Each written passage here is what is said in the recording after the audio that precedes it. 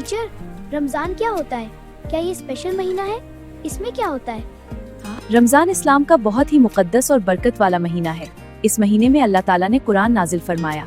हम इस महीने में रोजे रखते हैं, नमाज पढ़ते हैं और ज्यादा इबादत करते हैं। ये महीना हमें सब्र, शुक्र और मेहरबानी सिखाता है। टीचर, हम भूखी क्यों रहते हैं? रोजा क्यों रखते हैं? क्या अल्लाह को भूख पसंद है? रोजा अल्लाह को खुश करने के लिए रखते हैं। रोजा हमें सब्र सिखाता है। जब हम भूख महसूस करते हैं तो हमें गरीब लोग याद आते हैं। इस तरह हम उनकी मदद करना सीखते हैं। रोजा सिर्फ भूख का नाम नहीं, बल्कि बुराई से बचने का और अच्छा इंसान बनने का तरीका है। टीचर, हम छोटे बच्चे रमजान में क्या कर सकते हैं? क्या हम भी रोजा रखें? छोटे बच्चों का पूरा रोजा रखना जरूरी नहीं, लेकिन आप थोड़ी देर का रोजा प्रैक्टिस कर सकते हैं। आप नमाज सीख सकते हैं, कुरान की छोटी सूरतें याद कर सकते हैं, घर वालों की मदद कर सकते हैं और झूठ या शरारत से बच सकते हैं। ये सब भी रमजान की इबादत है।